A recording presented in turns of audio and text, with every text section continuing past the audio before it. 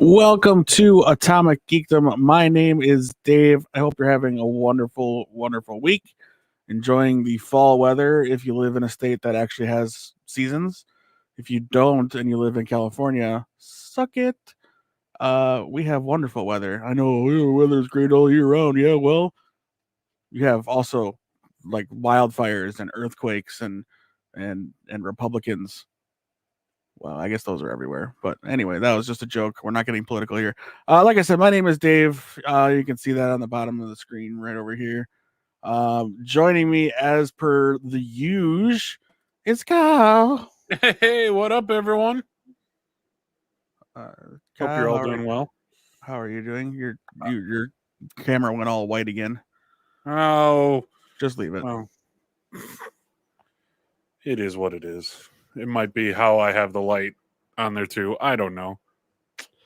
Kyle upgraded his webcam situation, and it doesn't look much better.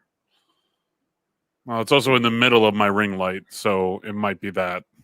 That shouldn't. Well, you really shouldn't even need much of your ring light. Your room is pretty bright. Well, in that case. Well, let's see. Go ahead. Let's see what it looks like without it. Well, no, I'm not going to turn off my ring light. I am going to turn off this light over here. So while I do this, magic. It just that's not. I'd go back to the other one. Yeah. On the fly. There you go. Anyway, talk to the people. Oh my God. Why? I just already did. So yeah.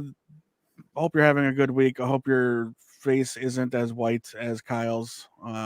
That there is some depth to it and maybe some color. It's not flushed out by settings on a camera. But if that's not the case, get some sun, some vitamin D, and you'll be all right. Who wants that? No one wants that.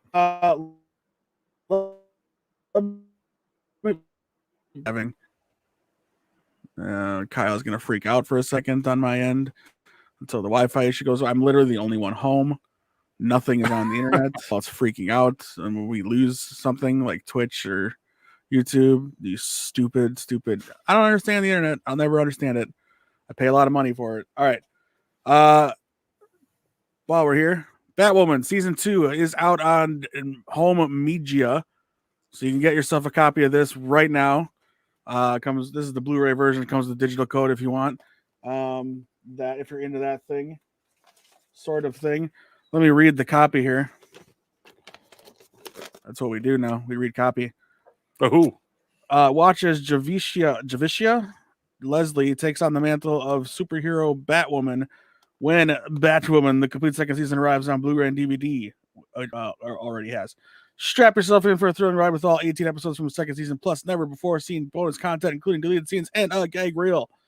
You can find this wherever you find your home media, be it Amazon, Walmart, all that good stuff. There's more. Let's see. Deleted scenes exclusive to the Blu-ray and DVD. Oh, sorry. Gag reel exclusive. Villains analyzed. Never alone. Heroes and allies. Those are the special features. Yeah. I could read this really long paragraph that picks us up right where we left off, but instead, I know we both were watching season 2 recently to get boned up on it. I'm halfway through, maybe a little more than halfway through. I've actually, since season 1, liked Batwoman. I thought it had a nice. It is a little different than Arrow, way different than Flash. Mm-hmm. It was what I was, I try to watch anything that's Bat Family related. I gave Gotham as long as I could, and which I guess wasn't that long. I don't know. I tried it to the villains season. 5 seasons, 100 episodes. That's a lot for a show, and that's pretty good. Did they end it kind of like Smallville, where you finally see him in the suit? Yep. And see someone in the suit, I guess. Yeah, they CGI'd the kid actor's like facial structure. Yeah, onto it. It looks weird. Well, he looks like such a kid. Like, I mean, he's young, Right. he's a young man. Right. But I mean, like, because there's a time gap between in the episode there. I think it's like 8 or 13 years. I don't exactly remember, but Bruce, spoilers for the end of Gotham, I guess. Oh my goodness. Bruce leaves Gotham. He comes back, and Much like Batman Begins. yes, but yes. Penguin is Penguin, Riddler is Riddler. Selena didn't don like the Catwoman costume, and at the end she's a completely different actress for that final episode. Catwoman is? Yeah. Okay. And yeah, they showed a Batarang. They show a full body of the costume, Like a and shadow it's or no, like in full detail, no? almost like with the All light. right, well, you can stop. You can probably find it on YouTube. It is on YouTube. I was just curious if that's how they did it. But as far as Batwoman goes, they replaced Ruby Rose, who left the series at the end of season 1 due to the schedule and the stunts. She had hurt herself pretty bad in the first couple episodes. The pilot might have even been when she got hurt. I can't remember exactly, but she had gotten hurt pretty bad, so she kind of hung it up. She's getting back into acting now, I think, but just the rigors of the season and the demands of that many hours and stuff, she just didn't want to deal with it, which, hey, you tried. You gave it your shot. I thought she did a good job on the show. I enjoyed her take on Kate Kane. So at the end of season 1, which ended abruptly because of COVID, right? Yeah, season 2 would have been. Yeah. Season 2 was last year, which ended at the start. Maybe no. Season 2 would have been during COVID. Season 2 was during COVID. So season 1 got the full wrap up. I would imagine, not an abrupt wrap up, like all of the Flash stuff. I think Flash, Supergirl, and of the Arrowverse shows, I think those were the only 2 that got stopped abruptly because of COVID. Yeah. So anyway, they just kind of start this season with Kate Kane's plane has crashed. It's very Arrow, Smallville. The plane has crashed and she's missing. They haven't found a body at the beginning of the season.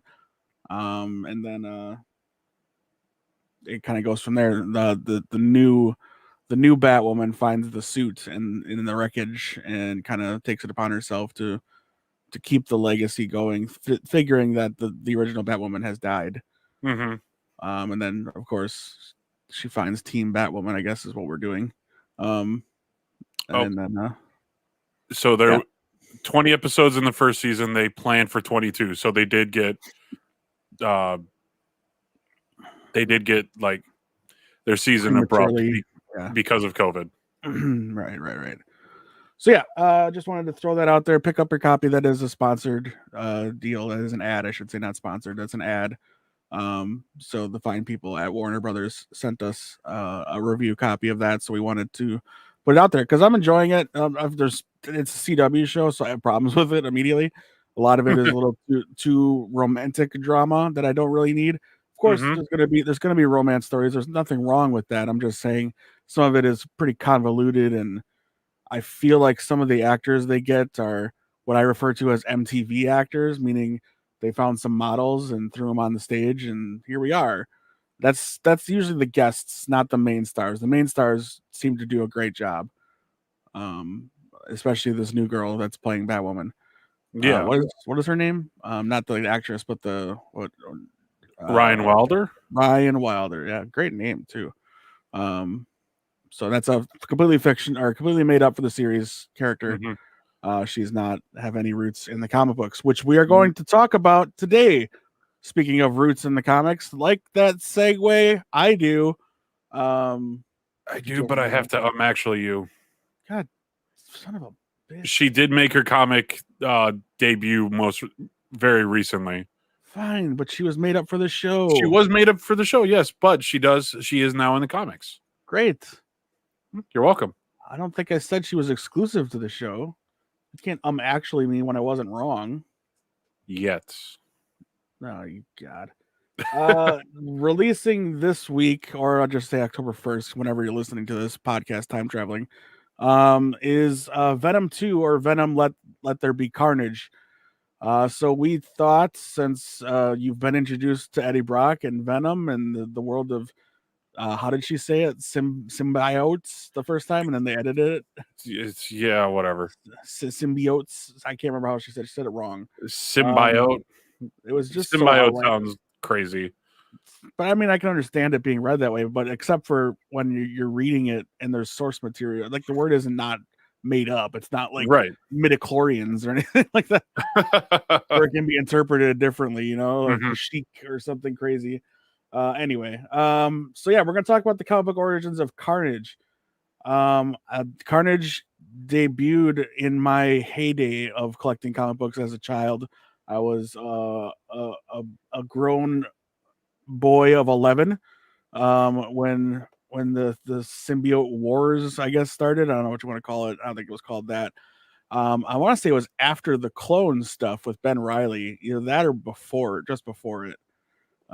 This is Spider-Man. This is all Spider-Man universe stuff, by the way, kids. You may not know it being a casual fan, but yes, Venom is from Spider-Man, and he was with Peter Parker before Eddie Brock. If you saw Spider-Man 3, as bad as that movie is, those origins are pretty close to the comic book. Yeah. Venom came from space on a spaceship returning to Earth. And they bonded with, I don't know what you want to say, bonded with Peter first before Eddie. Once Peter's personality did change drastically, not just doing crazy dances with a suit. That garbage. But he got a little more violent, and it wasn't himself. He got rid of the suit, and that's how he kind of stumbled upon the weakness of the symbiote, which is ultrasonic vibrations, I think is what they say. And then it fell to Eddie, and they agreed with each other, and then their vengeance of Peter Parker / Spider-Man for one, rejecting him, and two, getting the other one fired. I think he was fired in the comic books, or fired, dumped, all these things. Eddie Brock did not have a good go of it. I've never read the comic version of it. All I know is Spider-Man the Animated Series. Yeah, which is pretty close to the comic book origins. Yeah. I always loved Black Suit Spider-Man. I love that look of Black Suit Spider-Man, which aside from, I'm not a big fan of when they make the superheroes like super muscly, like Eddie Brock and Venom is always depicted as. But I liked that look too. The black and white. I love the black and white look. It's very clean. That's why I like the Bullet Club stuff in wrestling, and AJ Styles gear is usually like black and white. So I like that look. Finn does that too, Finn Balor. Where was I going with it? So the Black Suit Spider-Man always looked cool to me, and so that's what kind of got me interested in reading that arc. I was never a big Spider-Man reader. I was an X-Men guy. So and that goes back to my root of, before the MCU, ain't nobody care about the Avengers. Nobody. I'm just going off a Twitter argument I saw last week of who's better, X-Men or Avengers. Nobody gave a damn about Iron Man, Hulk, and Thor until the movies made them cool. Yes, people may have bought the books to keep up with them and stuff like that, but they weren't the huge thing that X-Men and Spider-Man were during the 90s and the 80s. That was all X-Men and Spider-Man. That was what was keeping Marvel afloat. That's why they lost so much of their properties, because they weren't selling comics. And they lost X-Men to Fox because they were in demand and they could sell it. They weren't going to sell Thor anyway, unless it was like a TV movie on CBS. There was an episode of Hulk, I think, where he met Thor. Yep, and Trial and Daredevil. Anyway, Back to Spider-Man. Carnage. His real name is Cletus Cassidy. Carnage is a real thing. It's not an alternate personality. They exist together. That's why they're a symbiote. They coexist. There's the symbiote, and we'll talk about, I guess, the origin of that symbiote in this case, and then you can kind of see his origin in the trailer, of how he becomes. But his first appearance was a cameo in Amazing Spider-Man 359, which came out in February of 92. And then his first full appearance was in Amazing Spider-Man 361 of April 92. Created by writer Dave Michelini and artist Mark Bagley. The original name for Carnage was not Carnage. It was Chaos and then Ravage. And then they settled on Carnage. Okay. Carnage. I could get behind either one of those names, but Carnage is definitely better. I wonder if they used either of those names because there's other symbiotes out there.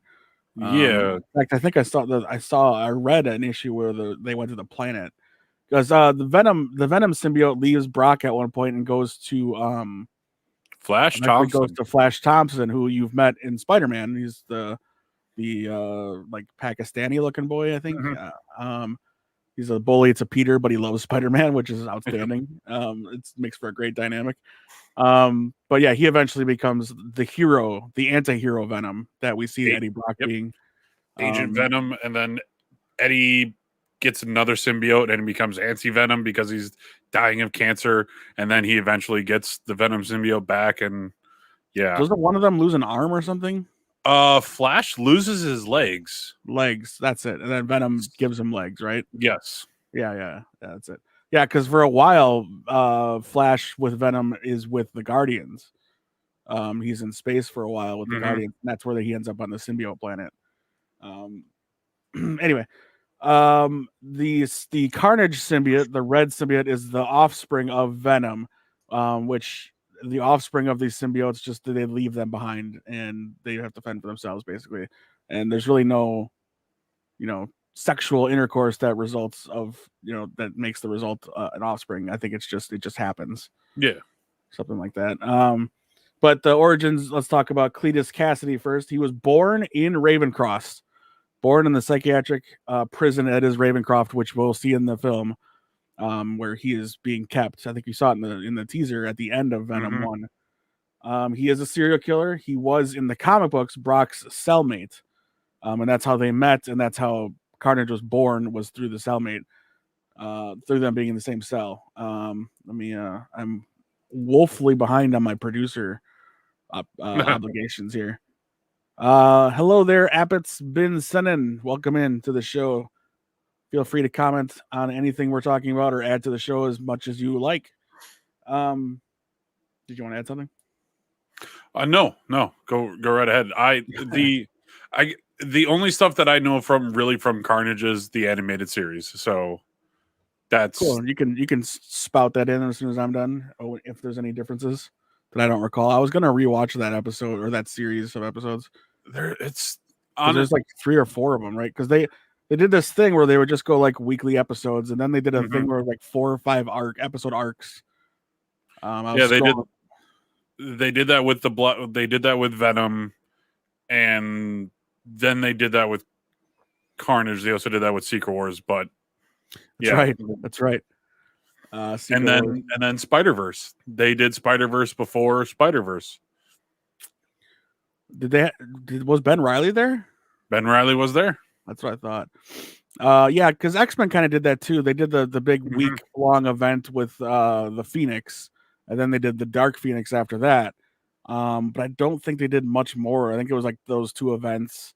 Maybe another one or 2. But event-wise, no, they did do Days of Future Past. That was a 1 episode thing, or maybe 2. Maybe 2, yeah. 2, but yeah, because the cliffhanger is they show you who the killer is that Bishop has gone back in time to kill. Right? Turns out to be Gambit. Oh, spoilers, dude. And the show is almost 30 years old. But it was Mystique as Gambit. Yep. There's the real twist. Okay, so yeah, he was Brock's cellmate in Ravencroft. He's a sociopath and homicidal sadist. So let me see. Yeah, all right. Now we're gonna run through kind of a list of his murders. Um, he killed his grandmother, pushing her down the stairs. Ooh. He then attempted to kill his mother by dropping a hairdryer in the tub. He tortured and killed his mother's dog with a drill. She tried to kill him, but was beaten nearly to death by Cassidy's father when he found out. Murdered the St. Estes Home for Boys disciplinary administrator. Pushed a girl in front of a bus who laughed at him for asking her out. Wow. He's got 11 murders, claims to have killed a dozen more. And in the comic books, which is where I'm wondering where it's going to go to in the film, Spider-Man could not defeat Carnage by himself. Venom and him teamed up to defeat Carnage. Mm-hmm. What do you got from the cartoon? I don't remember much about the murder, but they think they kept that pretty G. Well, yeah, it's a Saturday morning cartoon show. Yeah, but I do remember that he was a cellmate of Brock, and that Carnage did come from Venom. So I remember that much. I'm also remembering that might be a little bit down the line, but War Machine coming in and Iron Man, because he used his gun on his arm to shoot out the sound, Sonic. right? Yeah, I do. I remember that much. That's funny. Oh, hang on, I got a late breaking scoring news. It is 3-0. Daniel Vogelbach. Let's end that 17-game winning streak, please. Hell yes. Sorry. No, that's fine. Milwaukee distraction. I do remember it was a love interest with Brock that Cletus was going after, and then they disappeared. Both of them. Both Venom and Carnage. Mm-hmm. But that's where I forget. Which there is that storyline that's going to be in the film. It looks like that he's going to go after Eddie's ex that we met in the first movie, played by Michelle Williams. Okay. Speaking of the film, so yes, Venom Let There Be Carnage releases October 1st, directed by Andy Serkis. Carnage will be played by Woody Harrelson, which I think will be a lot of fun. I really like Woody Harrelson. I think he's a very funny actor. I've enjoyed his work since Cheers. Yes, Cheers. I said it. Cheers. I'll date myself with that. Cheers. Did he show up on, I wonder, on Frasier? I don't know. Did any Cheers people show up on Frasier? I never watched it. Oh, I didn't watch it either because one, I was a kid, and two, I was rared like, oh, it's a very intellectual comedy, and I'm like, I'm a kid. I'll watch Beavis and Butthead.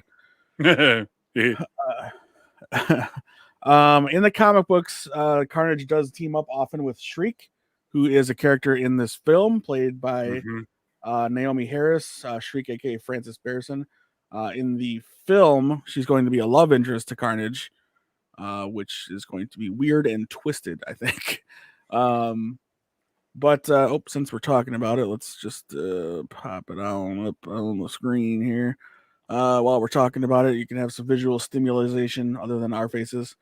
So yeah, returning to the film, you see Tom Hardy as Venom, or as Eddie Brock, I should say. The voice of Venom is the returning, what's his name? Why can't I think of his name? Tony Todd? Tony Todd, thank you. Is it for real? Well, that was the first time, wasn't it? I couldn't tell you. I do know that Tony Todd is voicing Venom in the Spider-Man 2 video game coming in 2023. I swear. I do like that they're full disclosure, I haven't watched the first Venom. I've seen the fights. I've seen the fights. So I don't know if me seeing the Daily Bugle in this trailer is like supposed to be like an Easter egg, like that they finally did like some, like Easter egg stuff for it. But because I do know that Eddie is a disgraced journalist, but why did he go to San Francisco, and why wasn't he in Brooklyn in this film? Hey, look. They do talk about that, and I can't remember why. Okay. But I think that is in there, yeah. No, it is not Tony Todd. I don't know why I thought it was Tony. Well, I guess because it sounds like it could be Tony Todd. It's a gentleman by the name of Brad Venable. Okay. Oh shit, a red one. Yeah. Why I don't know why he's wearing a varsity jacket as if he's Eddie Murphy from Beverly Hills Cop. Yeah. Like I'm not quite understanding. It was in a church, so I think we can understand why. They're gonna use the same weapons there, I think, that they did in Spider-Man 3. Mm-hmm. And also the comic books. Yeah. Carnage looks good. I do like how Carnage looks.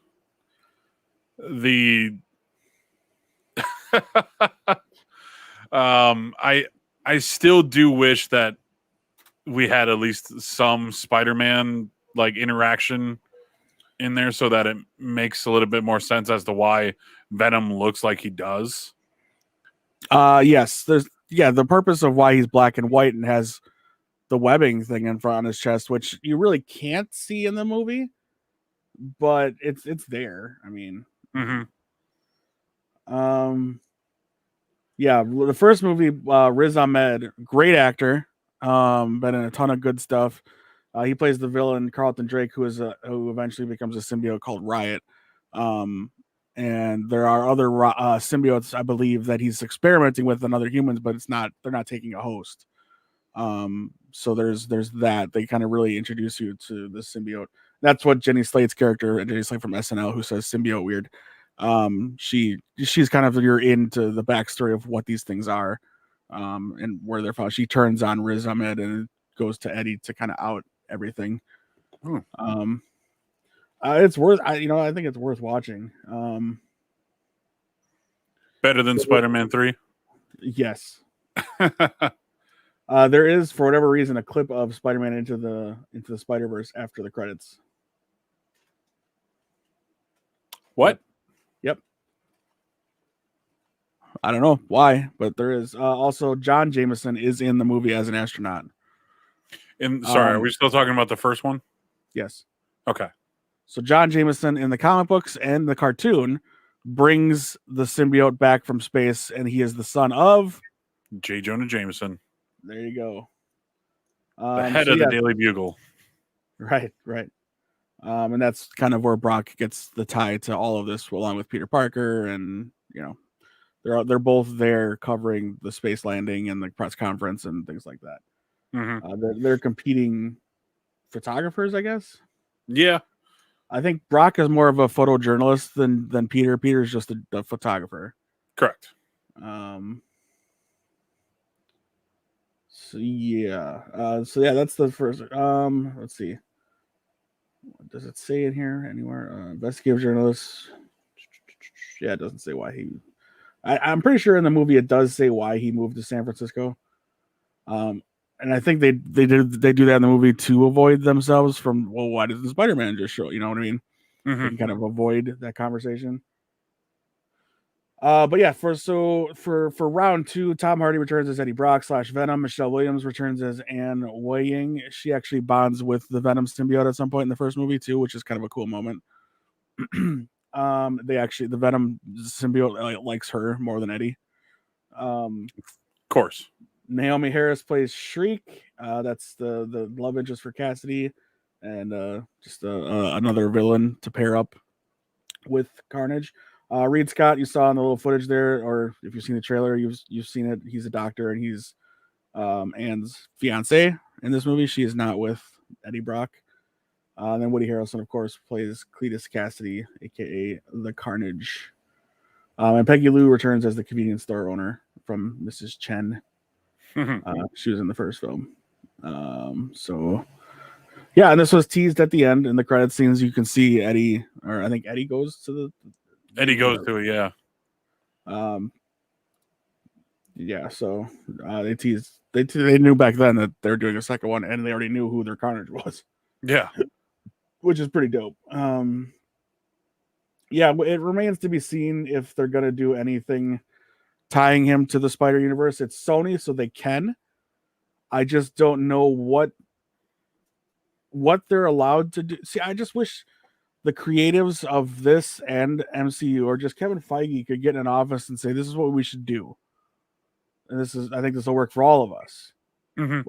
We'll tell good Venom stories. We'll tell the Spider-Man story on the side, and then bring them together. Just it doesn't have to be the Marvel side, just the Spider-Man side into this Venom story, because I think it needs to be there. Yeah, or at least just be like, okay, Spider-Man is in this universe. He's here. I as far as I recall, they don't mention Spider-Man. Yeah, which aside from the Daily Bugle thing. Yeah, to me is kind of a letdown, but we may get that next year in Mobius. Morbius. Yeah, you got Morbius. You make me happy. Oh, I love that movie. We're gonna get canceled. You can't get away with that. And if you quote it. Oh, look, it's MJF. All right, I'm done. So you're gonna watch the first one before we go see it tomorrow? I have no time to do that. Jesus. I will do my due diligence and read up on it. Okay. Again, I've seen the fights.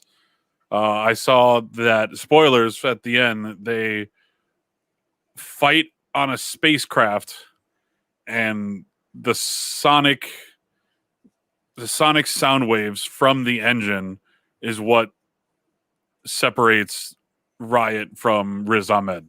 Mm-hmm. I just don't know where that symbiote goes. Gotcha. Okay. Well, there you go. All right.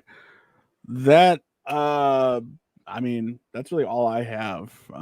There's a whole history of this character, but I just wanted to go through the origins. You don't really want to get wrapped up in too much. Like, I mean, he's been around since 1992. So yeah, I mean, you've also got like Maximum Carnage, which I haven't read.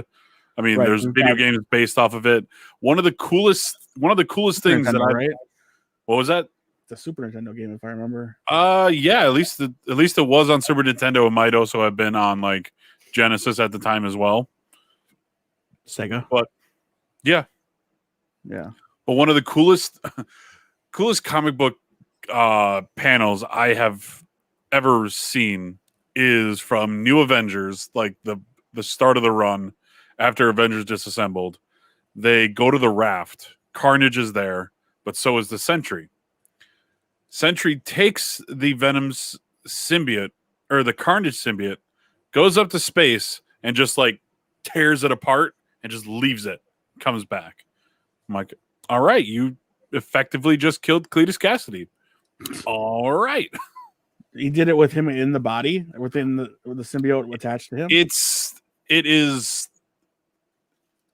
That's how it's meant for you to like. It's implied, but I'm sure that because these things came from space, they could survive in space. It's just, yeah. But this was also from like 2004, so a lot has happened between then and now, because you've got that whole like venomized world, where all the Avengers got venomized.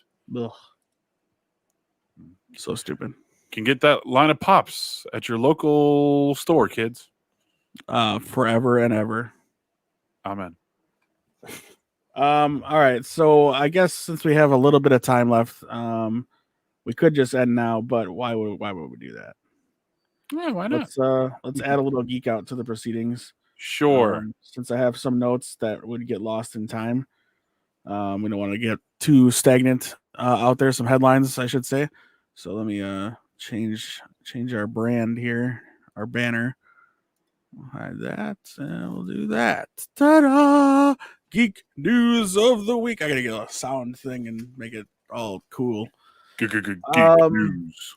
So yeah, I just read just now the Boba Fett television show. December is debuting the last week of December, the 29th, I think I said.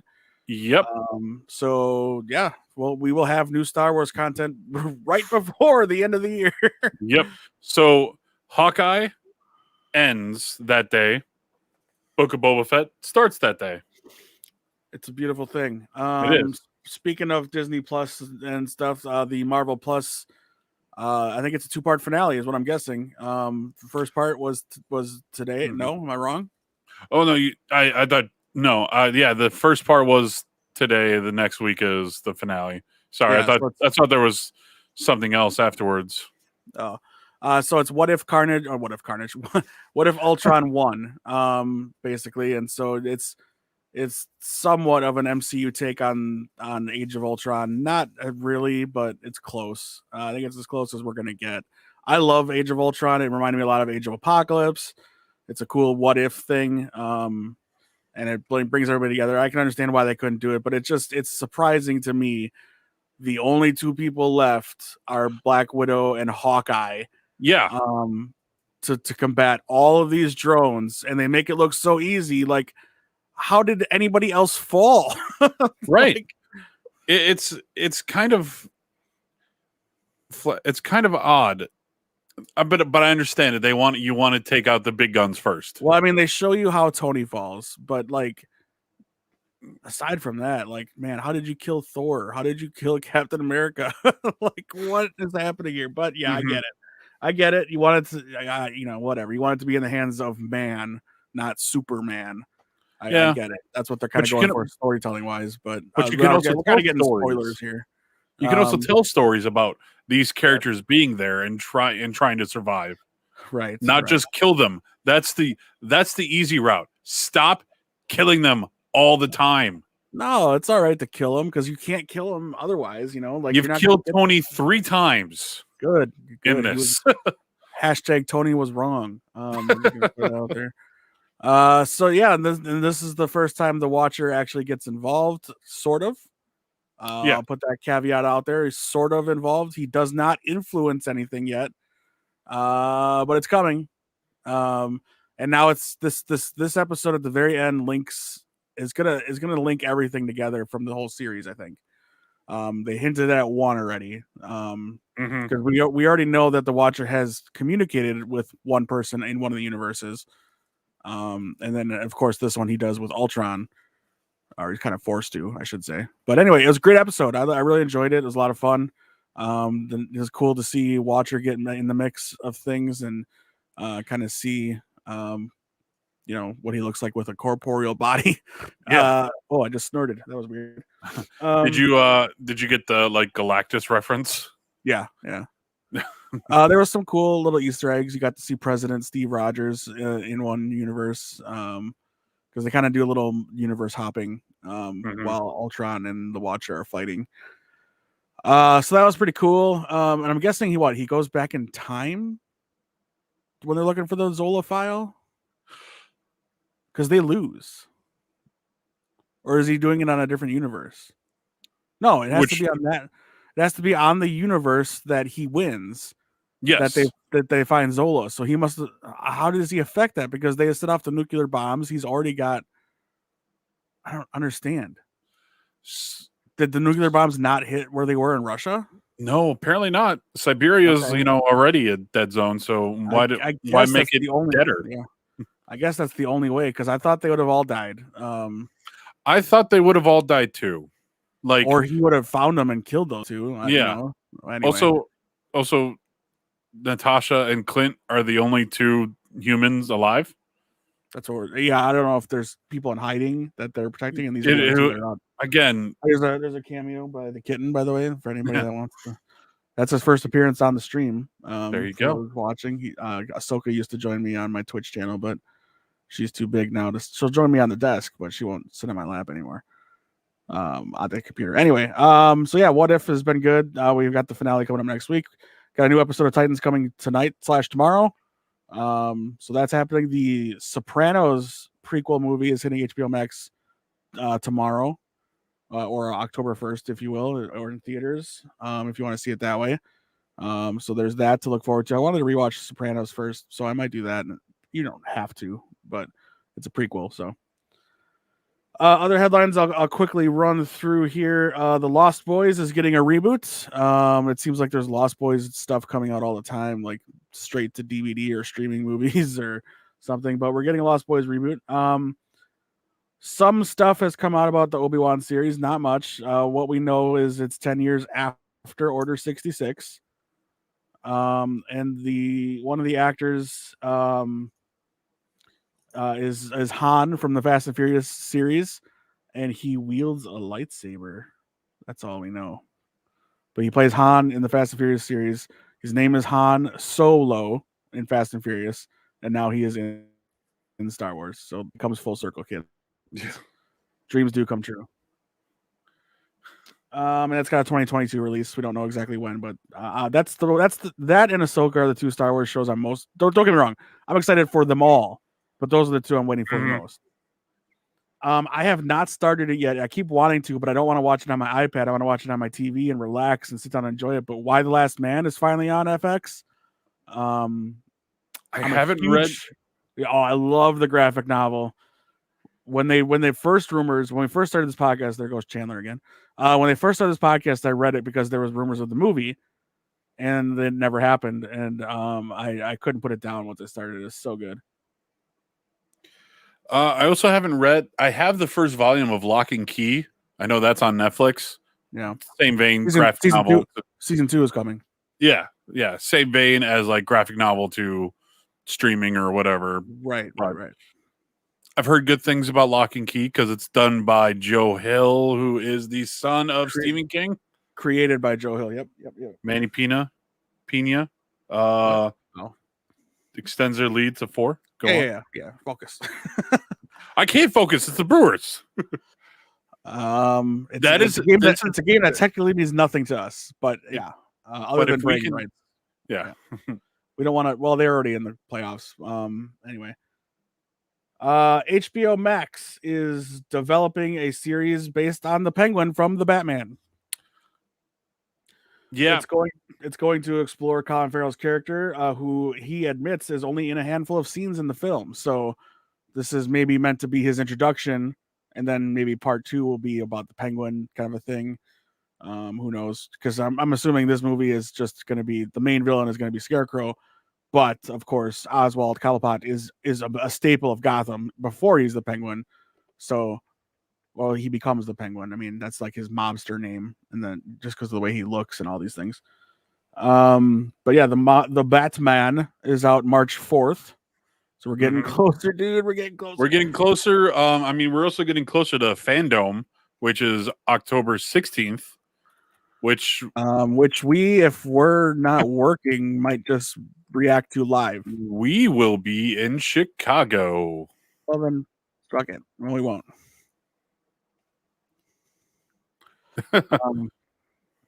We will have it on our phones. When is it? October 16th. Saturday. Yeah. Yeah, we'll be at a convention. Jesus. My bad, kids. Let's see. No. Here it is. Okay. Other news, they have announced the cast of the Untitled animated Mario film. I'm going to read these off, and I'll tell you as we go what surprised me the most. The first one. Yeah, we'll get there. I'm going to go from the bottom of the cast, the side characters up. Sebastian Maniscalco, is a stand-up comedian. He'll be voicing Foreman Spike. Sure, why not? Kevin Michael Richardson, who's done lots of voice work. He was actually one of either Rocksteady or Bebop. I can't remember which one. So yeah, Jenny popped in a few minutes ago or a minute ago and said Lock and Key graphic novels are very adult, where Netflix is very PG-13. Both are super good though. Download the full cast audio. Also a very cool take, which I think I've gotten from her through her audio. I could be wrong. So is there an audiobook? Yeah, that's what she's talking about. Oh. Oh, shiver me timbers. SNL alum Fred Armisen is Cranky Kong. Seth Rogen, who is not hosting the show with me, but looks like he could be, is the voice of Donkey Kong. Keegan Michael Key. This one I can totally see is the voice of Toad. I like this casting. Yeah. I like Keegan Michael Key. He's very funny. This one I think works too. Jack Bowser is Jack Bowser. Jack Bauer. There it is. Jack Black is Bowser. Jack Bauer is Bowser. Yeah. Man does everything. Anya Taylor-Joy, who is a phenomenal actress. She was most recently in The Queen's Gambit? Yes, and going to be in One Night in Soho. Is it The Queen's Gambit? It is Queen's Gambit. That's not just the name of the boat on Arrow. Correct. It's a move. It's a chess move. Yeah, that's why I had to think about it for a second. I'm like, am I just pulling that? I know it's Gambit something. Yeah, no. It's definitely no, you were right. Yes, so she will be playing Princess Peach. She was also Anya Taylor-Joy was Magic in New Mutants, and she was in The Witch. She's in a ton of good stuff. What is she? What'd you say she was going to be in? One Night in Soho? One Night in Soho. Edgar Wright's new film. Yeah. Charlie Day as Luigi. I love it. I don't know what that's going to look like, but I love it already. And then here's the one where I said, what? Chris Pratt is the voice of Mario. Yeah. I don't get it. Charles Martinet, who is the original or who is the voice of Mario, will voice some surprise cameo characters as well. Why not? At least they're including him.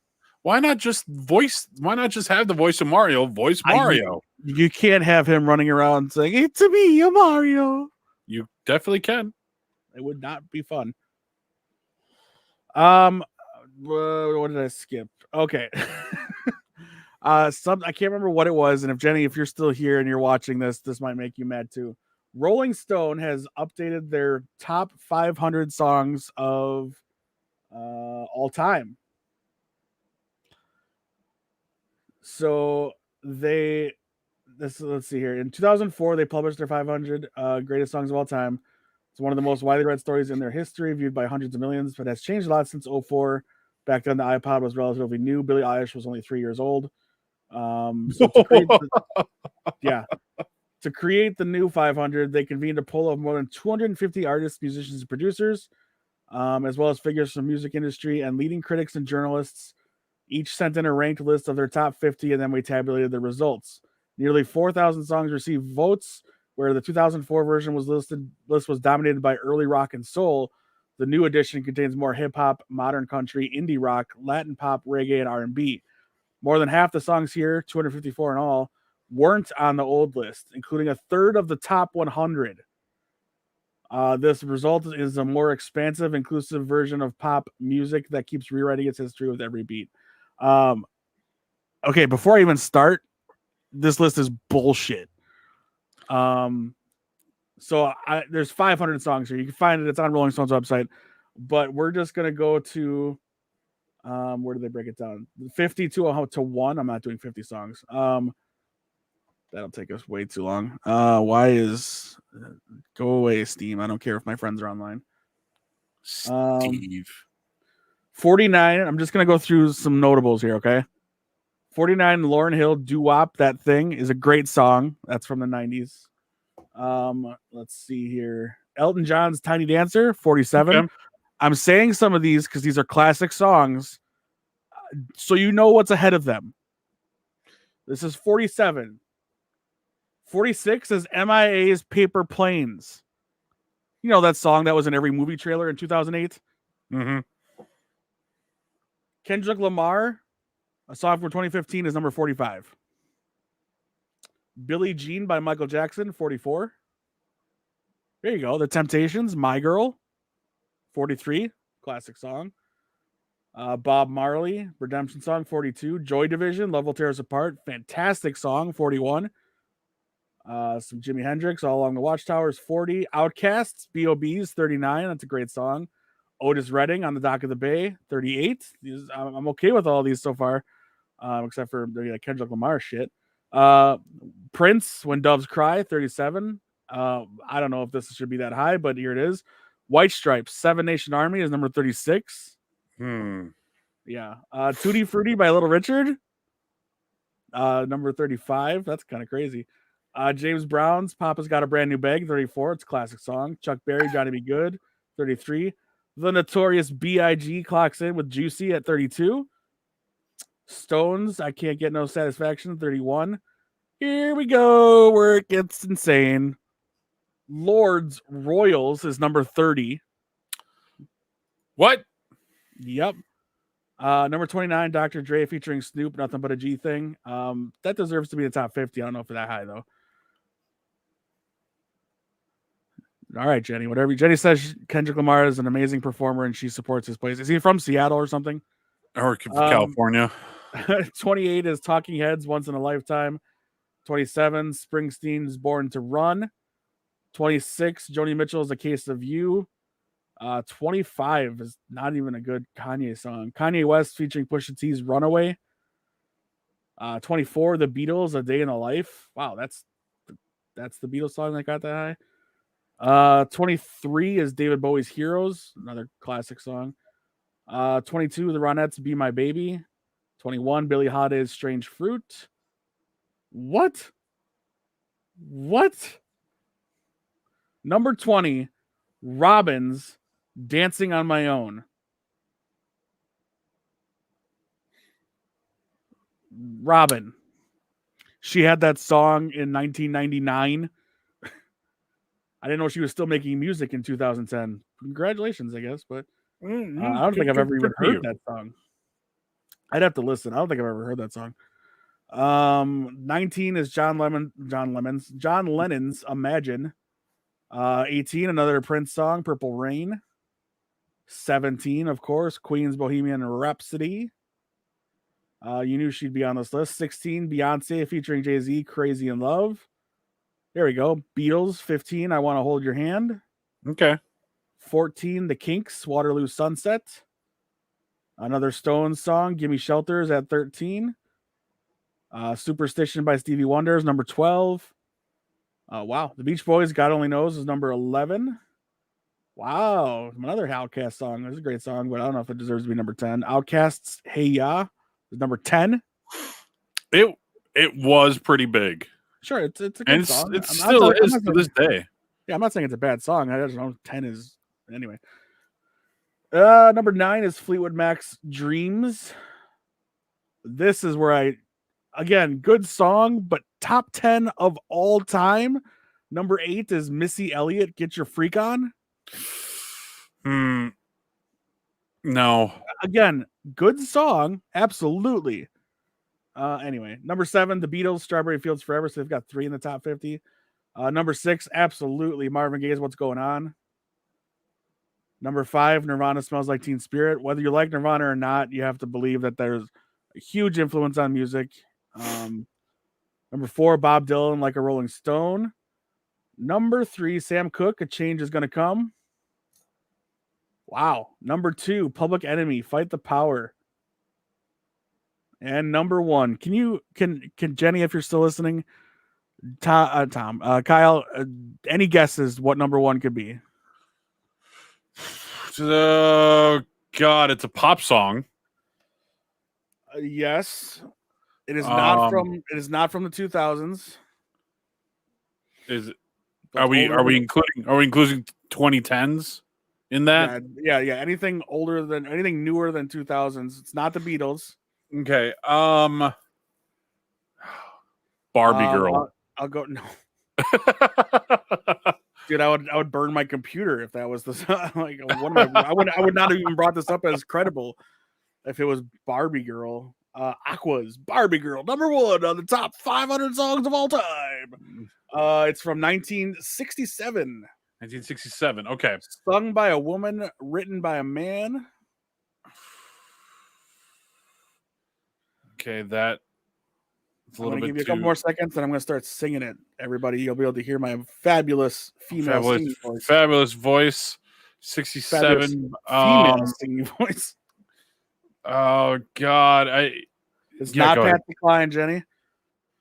R-E-S-P-C-T. I'm gonna say that, but I'm like, I don't think it's from the 60s. But it would be to me. They just made a movie about it. Aretha Franklin, Respect. I don't think the movie's out yet, but yeah. Nope, not Janice. It's See, Aretha. that's who I was thinking. I was thinking Janice. Written by Otis Redding. Back when white people were stealing from black people. Good thing that doesn't have. Oh, never mind. Yeah. Yeah, who doesn't like Respect? The much sampled song. I'm sure that song is in every hip hop song from now until forever. Mm-hmm.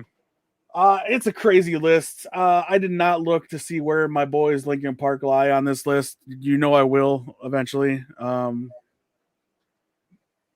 I bet somewhere in the top 250. It better be the top 100 or I'm going to punch somebody.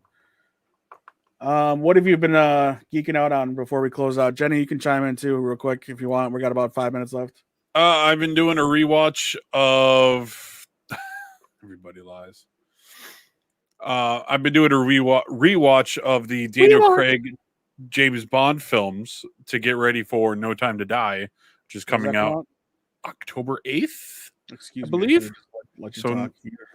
So next week. Next Friday, yeah. Next Friday. Is that a theater movie for you? It has to be a theater movie. It's not gonna go to digital first. No. I'm not saying. Are you going to the theater to see? Or are you gonna wait for it? Yes. No. I have watched every single Daniel Craig Bond film in theaters, so it wouldn't mean much if I didn't go see it. Gotcha. No Linkin Park in the top 100. Go ahead. Sorry. Oh no, that's fine. Let's see what else. I've started Heels. I am halfway through. I'm sorry, Jenny. If you're not watching Heels, please do. You would enjoy it. I'm halfway through episode 4. The girlfriend has it on her phone, so I can't watch it ahead of her, which sucks. I told you I use my account. I know, but she loves Heels. But Amanda is liking the show too, so I would feel bad if I watched it ahead of her. Do you listen to the podcast? No. No. Well, all right. She should, but no. Yeah. What the hell? Here we go. Yeah. Green Day's Basket Case came in at number 150. That's the first CD I bought ever with my own money. I couldn't even tell you what first CD was. I know I remember getting Led Zeppelin's Kashmir is 148. Who do I need to kill? Well, whoever made that list. All right, sorry. Jenny, what are you geeking out on? Jenny's in the chat. Everybody listening, if you're not in the chat, this is all you guys could do. You can join us on twitch.tv/AtomicGeekdom, on our Facebook Live, or facebook.com/AtomicGeekdom, or on our YouTube, youtube.com/AtomicGeekdom. We're live when we do these episodes. We're going to try to get Kyle, Jenny, and Tom all in the same room one day. We'll all do a podcast together. But yeah, this is how we're going to do it. We're going to stream it live and then put it out on the regular feed as well, just the audio version. But why not hang out with us and join the conversations? It's always a little more fun when you guys are interacting with us. So we got our big October month coming up. So we got some cool spooky stuff lined up for the month. Not to mention great content lined up. I believe we're writing articles about monsters. There's a few of us writing stuff about monsters. I think I still need to talk to Jenny, but I think I'm going to write mine about vampires because duh. I love Buffy. Sans Joss Whedon. So yeah, I've been I recently binged out on every episode that's on Hulu of The Dark Side of the Ring. I was hoping to get to the air ride or the plane ride from hell episode, but they don't have it up there yet. I thought I saw something on YouTube about it. Oh, maybe it's on YouTube, but it's not on their Hulu feed yet. So okay.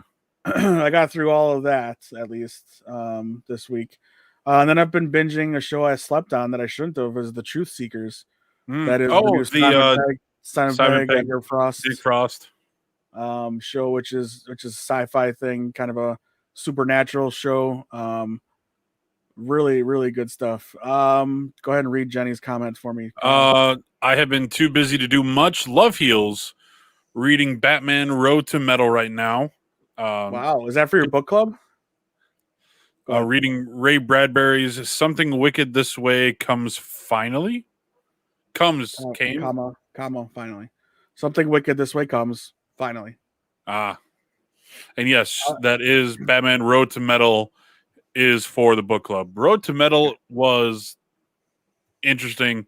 The whole Metal and Dark Knight's Metal is just crazy. There's a lot of stuff going on in there. Righto, and here's Ahsoka on my desk, making it so I can't see anything. I'm trying to. I was hoping you would keep talking so I could still keep trying to find where Linkin Park might end up on this list. Oh, what else have I been doing? Boy, How many episodes of Titans are left? You know what? That's a very good question. I did see a teaser picture for tomorrow's episode. I'm worried about the team tomorrow. Yeah, something is going to happen, and I don't think it's going to be good. So there you are. What are you worried about? I lost you.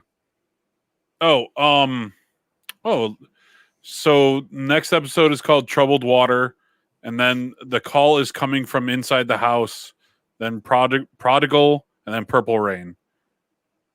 So we've got 4 episodes left. What could Purple Rain mean? Raven? Spoiler? Raven? Not spoiler.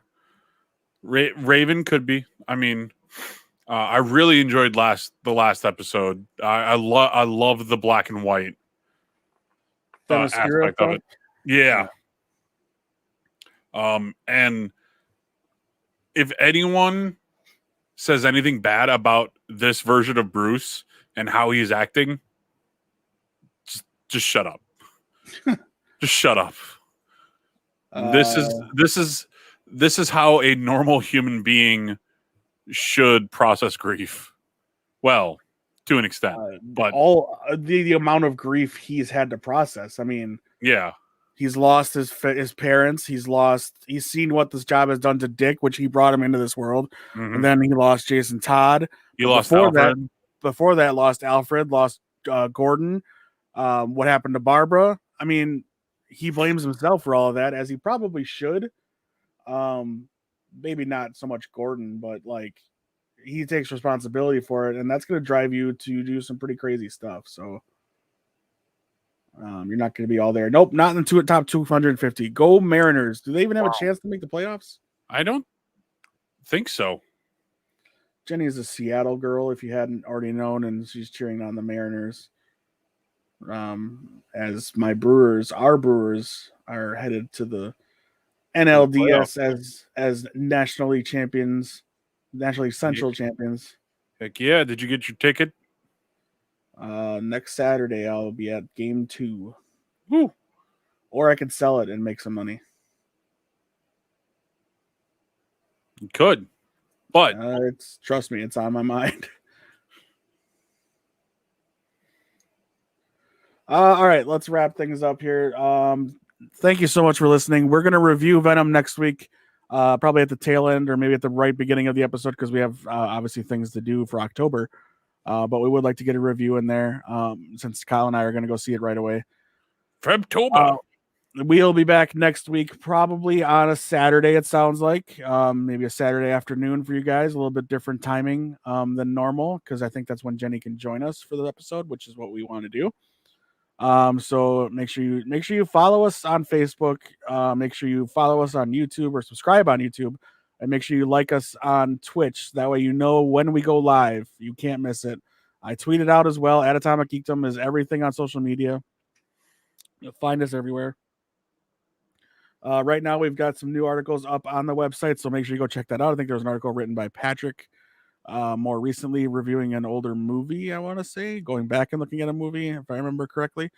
I should have that pulled up. What am I doing?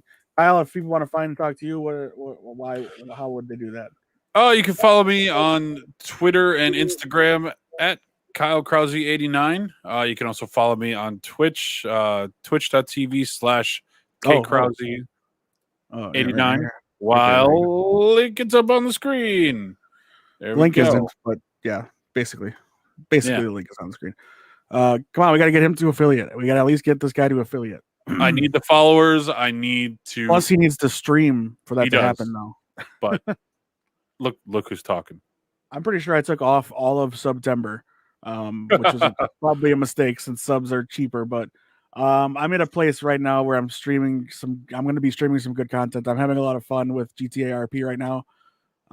Getting in the thick of it as my character is now a member of the EMS team or EMT team, whatever you want to call it, fully ensconced in the hospital in the city, going on calls solo now, riding an ambulance through town, picking up gunshot victims and all kinds of crazy stuff, fending off murder kitties in the mountains while I'm trying to save people who have fallen down.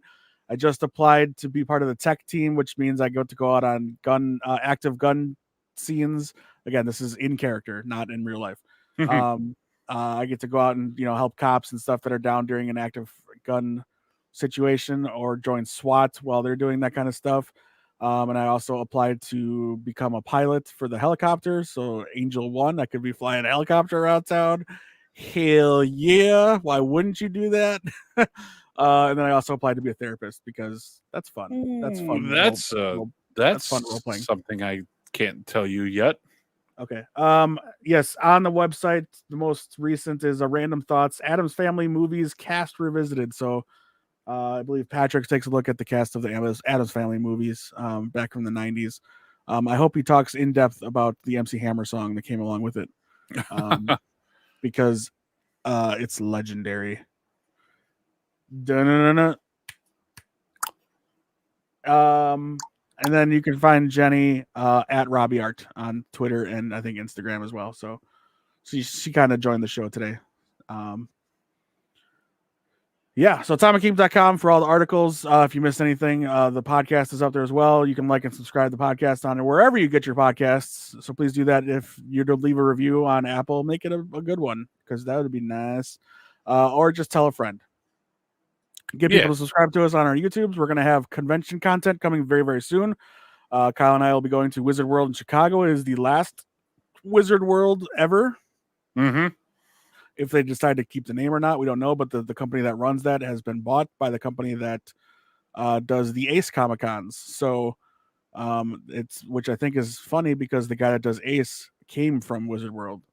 So weird full circle type of ECW meets Ring of Honor type of thing there, if you know what I'm talking about. It's also our first and last convention of the year. First and only. Yeah.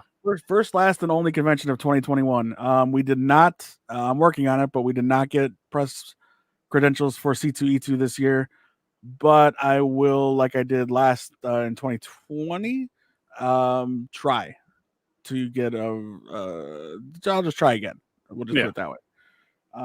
So yeah, hopefully we'll have good coverage of that. I want my stuff, the stuff that we go to, be as cool, look as good as the stuff that Jenny and Patrick go to. They always get outstanding coverage of the conventions and cool things they get to attend out there in on the left coast. So I want ours to look as cool, because they're a lot of fun. And my boy is going to be there, Michael Rooker. So Stephen Amell is going to be there. Black Canary is going to be there. I forgot her name already. Katie Cassidy. Yeah, that one. Shatner is going to be there. Yeah. I'm going to guess there's going to be some wrestlers there, most likely from the AEW side of things. They usually, well, maybe not, because they're probably going to go C2E2. So who knows? Anyway, we will have that coverage coming very, very soon. Also, don't forget, Batwoman Season 2 is available now on home media and digital, so go ahead and pick that up wherever you pick up those movies. It's good stuff. You don't have to have watched Arrow, Flash, or any of that stuff to enjoy it. In fact, there is no crossover in Season 2 that I remember. Is Diggle show up? Diggle shows up. Okay. But it's you don't need to have watched Arrow to know what's going on. They kind of clue you in on some things, I'm guessing. It's not end all be all that you know what's going on with Diggle. Right. He's just a character from another show that pops in to say hello. Hello. What is that? Mrs. Doubtfire. Thank you. All right. He puts his face in the pie.